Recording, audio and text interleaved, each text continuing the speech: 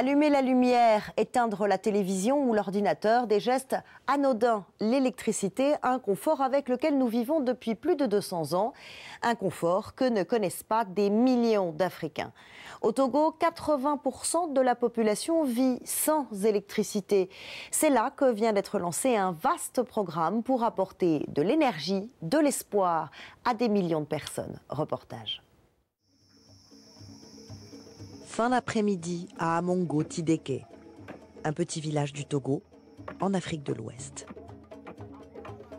Chacun retourne chez soi.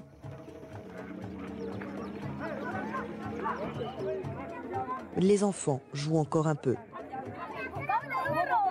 Bientôt, le soleil sera couché et le village sera plongé dans la pénombre.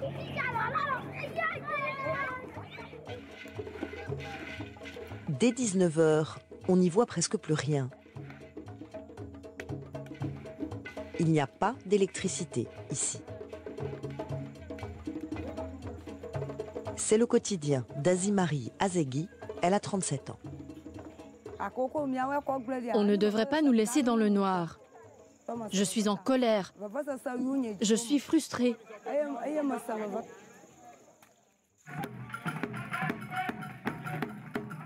Toute autre ambiance au village de Batoumé, à seulement quelques kilomètres de là.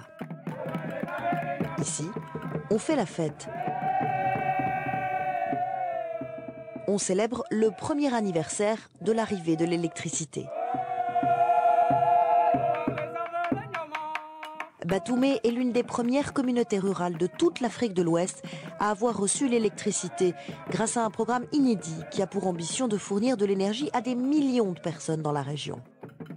Comme la vie est un droit, l'électricité fait partie de la vie. Donc automatiquement c'est un droit. On ne peut pas nous le refuser. Au XXIe siècle, comment on peut refuser à quelqu'un son droit? Néné Apollo IV est le chef traditionnel du district.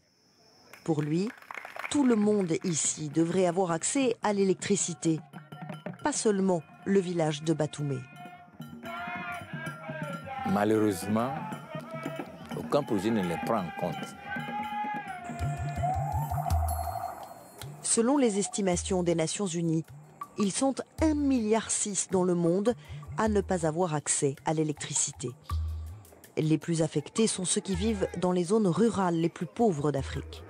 Au Togo, plus de 80% de la population n'a pas l'électricité. Comme les habitants du village d'Azimari. Aucune énergie, cela veut dire pas d'économie, pas de centre de santé, très peu d'éducation. L'agriculture reste la seule source de revenus. Si nous avions l'électricité, je pourrais vendre du poisson et faire de la crème glacée. Cela me donnerait un revenu supplémentaire et la tranquillité. Et Azimari en a besoin. Elle a 10 enfants, 6 petits-enfants. Ils ne mangent qu'une fois par jour, car la cuisson au feu de bois peut prendre plusieurs heures. Et sans réfrigérateur, la nourriture se gâte vite avec des températures qui peuvent grimper au-dessus des 40 degrés. Et la nuit est synonyme de danger.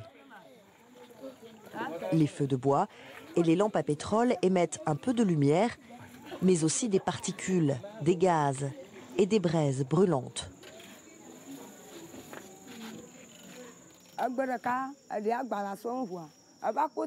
Une nuit, un de mes enfants s'est endormi sous une lampe à huile.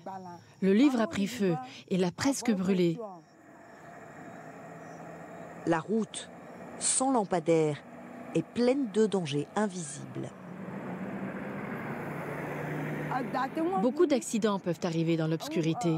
Nous pouvons être mordus par des serpents. Certaines femmes accouchent sur le trajet des centres de santé qui sont trop loin.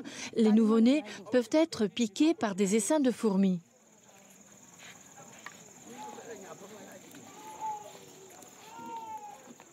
Ces histoires sont connues à travers le Togo, un pays qui a très peu de ressources propres.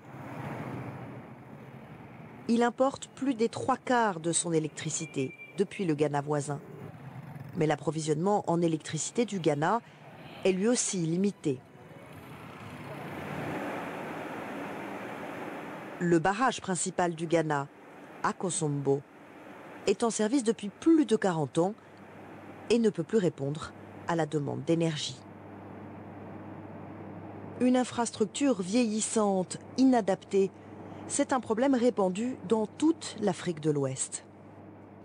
C'est pourquoi en 2000, la communauté économique des États de l'Afrique de l'Ouest a décidé de créer un consortium de compagnies d'électricité.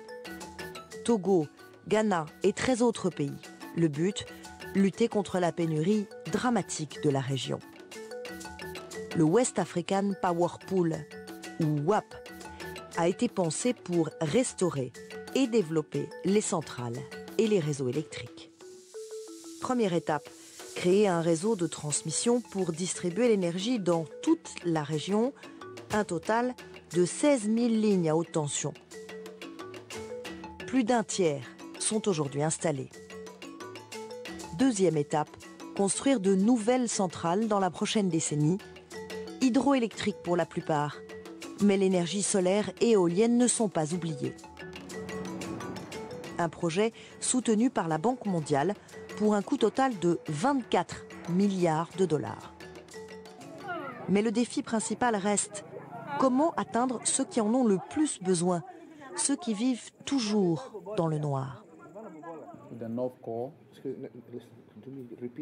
La réponse du WAP, un projet appelé électrification rurale transfrontalière, qui encourage les pays à utiliser leurs lignes électriques existantes pour nourrir directement les communautés des pays voisins. Batoumé, qui se trouve juste à la frontière du Ghana, a été l'un des premiers villages du Togo à bénéficier de ce plan transfrontalier. En 2009, la Société électrique du Ghana, financée par l'Union européenne, a commencé à construire des lignes électriques qui ont étendu le réseau de leur pays jusqu'à Batoumé. William Hutton Mensah est directeur général par intérim de la compagnie électrique du Ghana. C'est moins cher pour nous d'étendre les lignes à ces communautés depuis chez nous. Nous pensons aussi que c'est notre devoir de les aider. Béatrice Agogli est enseignante à l'école du village de Batoumé. L'électricité a beaucoup changé dans ce village. Chez nous ici, jusqu'à 15 heures comme ça, notre classe est sombre. Les enfants ne voient pas au tableau. Ce que nous écrivons au tableau, nous ne le voyons pas. Donc, lorsque l'électricité est venue, tout est clair. Si on allume, on voit. Et ici, l'électricité sauve des vies, en permettant par exemple de garder les vaccins et les médicaments au frais. Le docteur Costi est le médecin du village. Nous avons un frigo qui nous alimente, avec lequel nous gardons nos vaccins dedans. Même maintenant, comme il y a de l'électricité, en même temps, quand on donne naissance à un enfant, on le fait immédiatement, à la naissance. L'arrivée de l'électricité, c'est aussi une étincelle dans ce village autrefois endormi. Une étincelle qui a fait naître des dizaines de petites entreprises. Les villageois peuvent maintenant travailler tard dans la nuit et ainsi gagner un revenu supplémentaire. L'électricité, même un tout petit peu, c'est la chance pour ceux qui vivent ici de sortir de la pauvreté. Batoumé a maintenant pour ambition de devenir une plaque tournante pour redistribuer l'électricité aux villages alentours. Mais les fonds manquent et tout le monde ne peut pas en bénéficier. Explication du coordinateur du projet pour le WAP, Moustapha Sissé.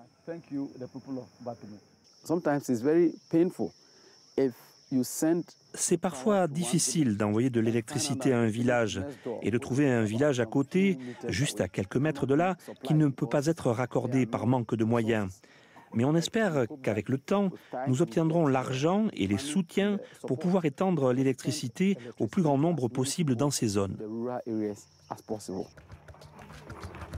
Azimari et les habitants de son village ont vu les lignes électriques passer juste au-dessus de leur tête. L'électricité et l'espoir sont venus tout près, mais ils ne les ont pas encore rejoints.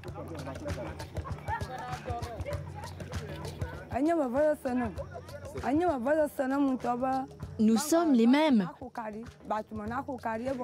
Pourquoi est-ce que Batoum profite de l'électricité alors qu'elle nous a été refusée? Nous avons été laissés de côté, abandonnés dans le noir.